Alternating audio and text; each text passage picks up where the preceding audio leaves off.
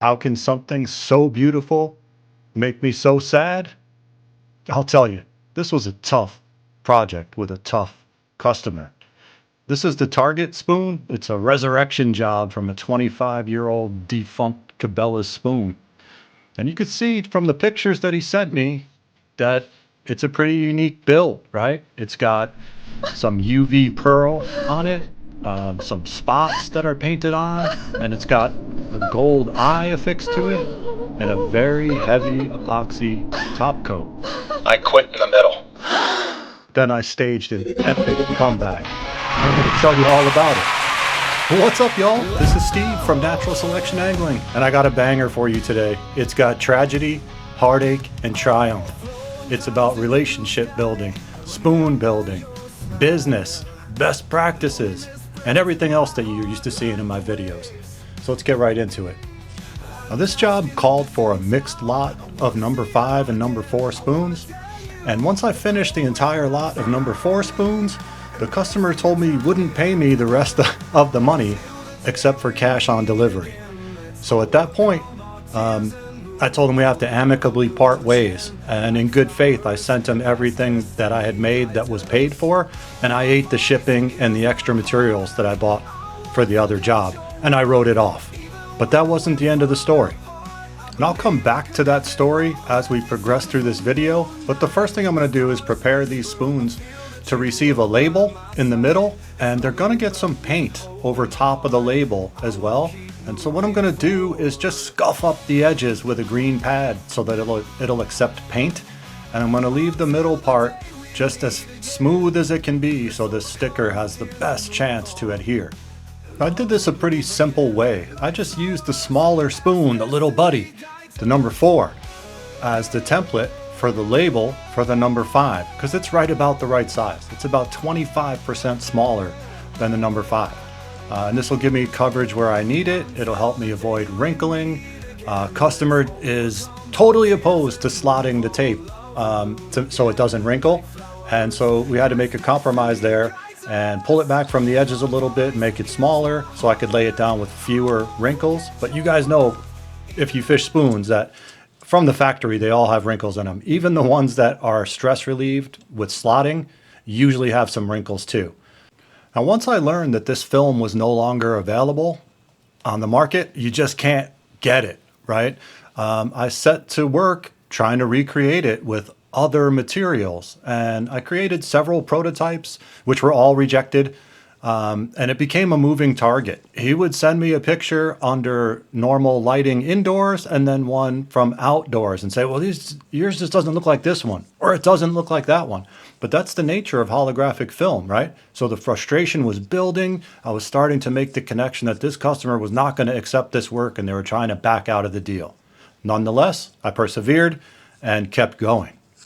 So we're going to put this label on, and the way that I do these is I peel back the small end first, and I just peel back the paper a little bit, right? And then I place the label on top of the spoon perfectly straight, okay? And remember, the front part of the label is exposed, but it can't touch because it's kind of levered up by the folded over paper. Once I get it straight on the spoon, then I'll just slide right over top of it and stick the nose of it down, okay? This is kind of like setting the train tracks. Once that nose is stuck down and it's in a certain direction, it can't change direction, right? As you lay that down, that train is going to go down the tracks and you can't do anything about it. So if it's crooked, I mean, you should recognize that now. But if it's straight, just do what I'm doing here and get the job done. So I'm just going to apply really firm pressure with my thumb and push the sticker on all the way down the middle. But I'm not going to push down the end of it yet, because that's where I want my slack to come out, right? I want to push any slack out of the spoon.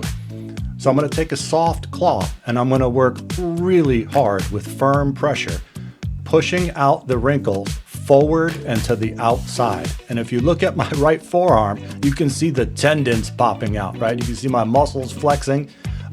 This is a lot of pressure, okay? But this is what's required to get it on there flat. And if you do a good job and you get this label straight, you're going to get a result like this.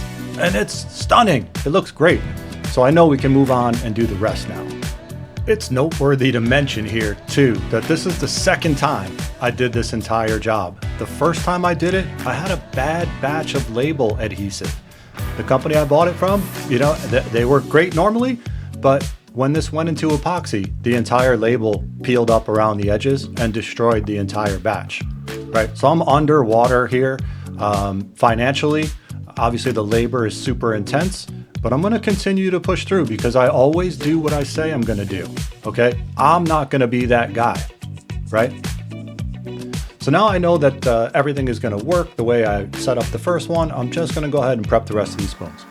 All right. Now, right about this time while I'm doing the work, I tell the guy I'm progressing to the second half of the job and he can go ahead and make the second payment. This is where he balked and started telling me he'll pay cash on delivery, right? And so I just explained to him real simple, like there is no circumstance under which these leave the shop without getting paid, right? I mean, I'm flexible, but I'm not that flexible. So we'll just go ahead and put the rest of these labels on and they all go on as expected, no problems. So this guy, he's given me a very hard way to go here. So I just tell him that this was a really fun and interesting project to work on, but he's turned it into something that's no fun for me and unenjoyable and making it like an adversarial relationship, which is something I don't want. All of my customers are cool with me and I'm cool with them because we're amicable, right?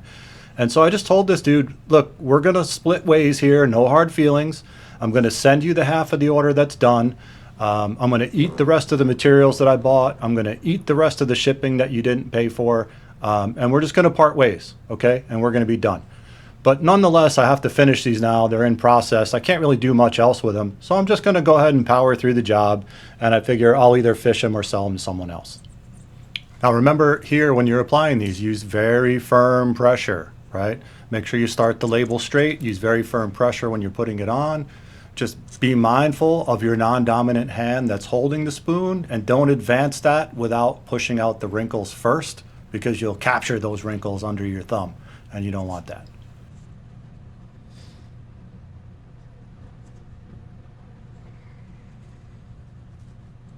Again, we're just going to use the soft cloth and very firm pressure and just work out all the slack that we can, knowing that we're not going to be 100% successful on every one. That's just the nature of the beast, right? It's a flat label going over a round surface, and that's just how it is. But we'll just work them through and get them done. Now we're getting ready to go to the next step, and I'm going to affix each of these spoons to a chopstick with hot glue, so that I can handle it and not touch it, and so that it can go into the turner when it's epoxied. And so it's a pretty simple process. Just make sure that if you're using hot glue, you can use super glue or whatever, just stick a piece of tape to the back of the spoon so you can peel it off. Just make sure that if you're using hot glue, it has a tendency when you pull the gun away to leave these long filaments of glue, right? You want to make sure you don't have that because that will find its way into your paint or into your epoxy eventually.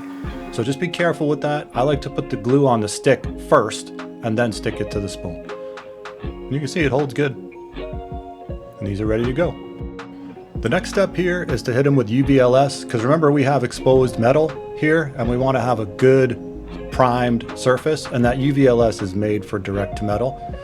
And now we have to recreate that pearl UV effect, right? So we're going to hit that reflective tape with a pearl white, and you can see how it knocks it down. And now it looks much more like the original spoon, right? And this is how we're overcoming not having the materials. Now we're going to UVLS over the top of that. In case we make a mistake, we can wipe it off. What we're fishing for is this. We're trying to make this spoon, and we're getting closer and closer. You can see, like a auto body mechanic, we've matched the paint pretty good. And these are ready to receive the spots now. That's going to be the next job. So we take a look at the original, which this is a copy of the original. This is one from the first batch that I sent dude.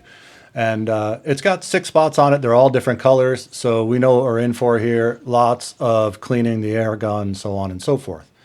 But the first thing we're going to do is we're going to find any area, right, that has a little wrinkle in the label.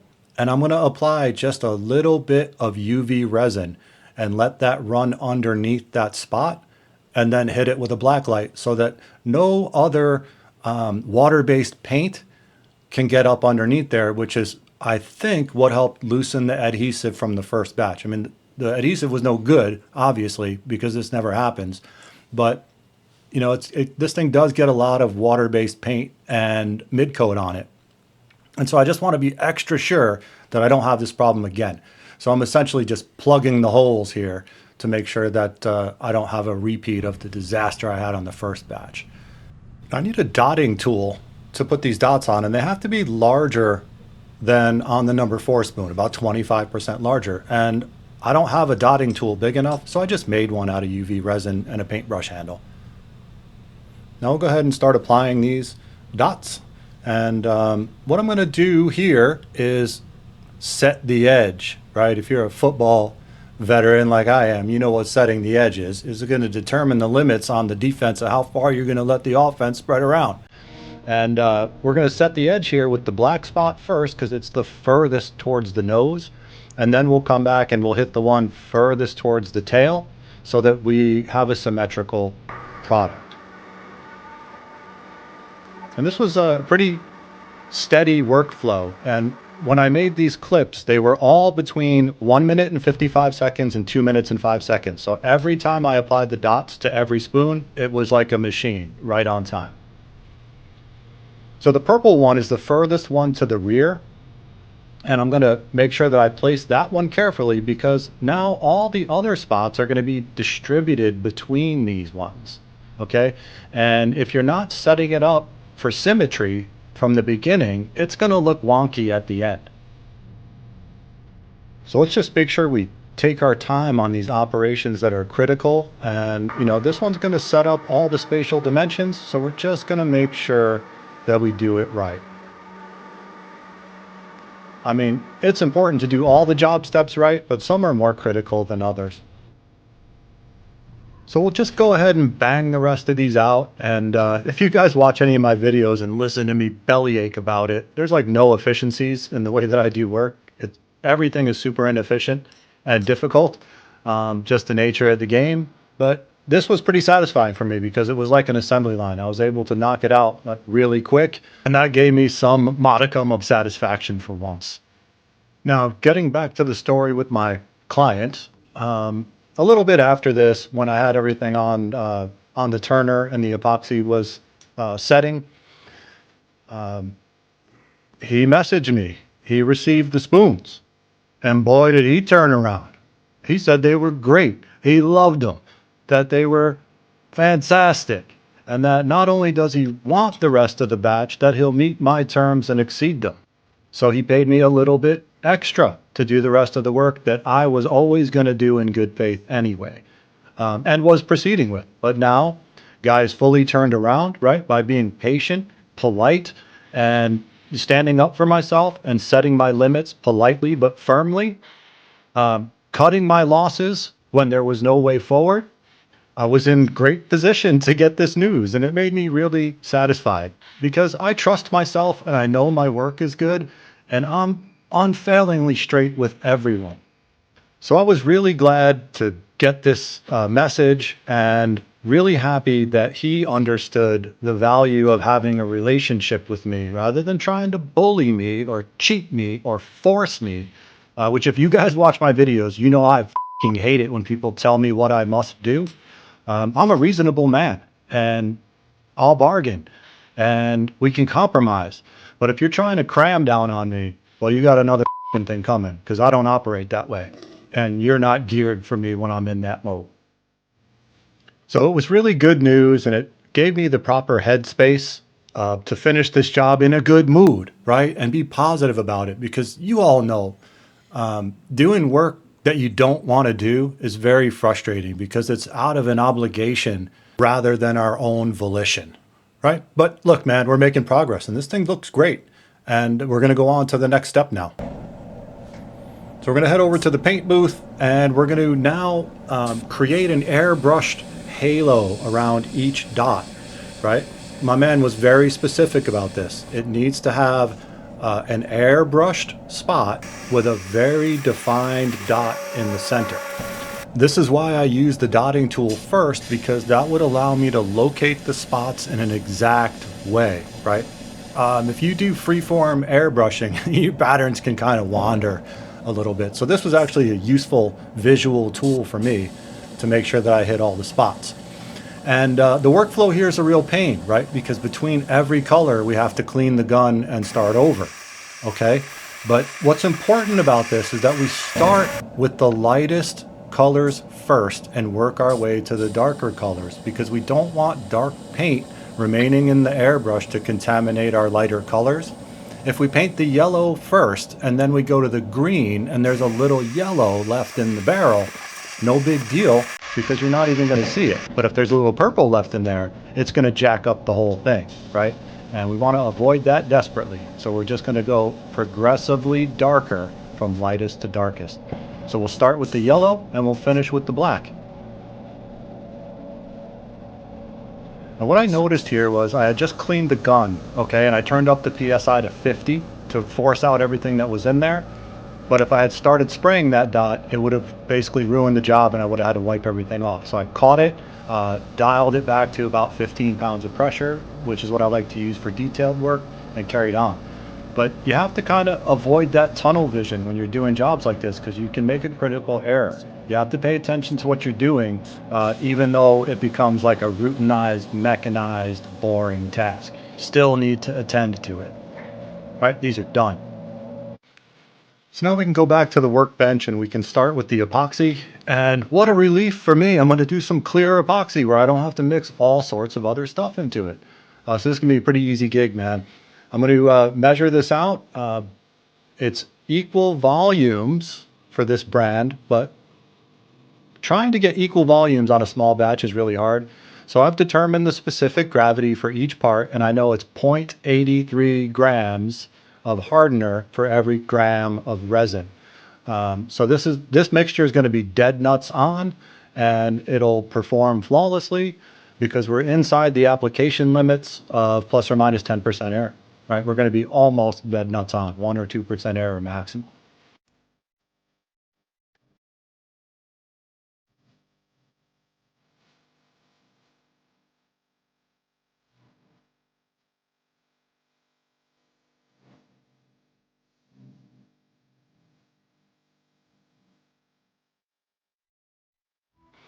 And so once I get this into the cup, then I'll go ahead and mix it up. When you're mixing it, you'll see that it kind of goes cloudy, right? And then it clarifies. And when it's clarified, it's ready to go. All right, looking good. Make sure when you're mixing it, you scrape down the sides often. Okay, so this is what the spoon looks like with just UVLS on top, which is, you know, pretty shiny too, but it's not durable enough to do what we want it to do, nor does it match the description of the original item, which calls for a heavy epoxy coat over the top. So I'm going to go ahead and brush this on, and you'll see the way that I do things is typically I start with the features first. All right, so if there's features on the bait, like this has a raised 3D eye, I'm going to do that first, and then I'm going to work around the rest of the spoon. And it's a pretty simple process. You're just going to brush it on. There's nothing special to do here. Just get complete coverage over the entire thing and put it into the turner.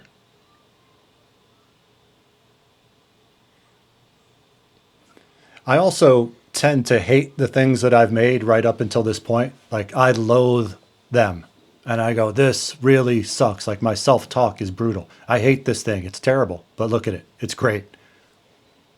So that's the first coat, and that's going right into the turner. Now, 6 hours later, I'm going to come back and put the second coat on. So this is the second coat.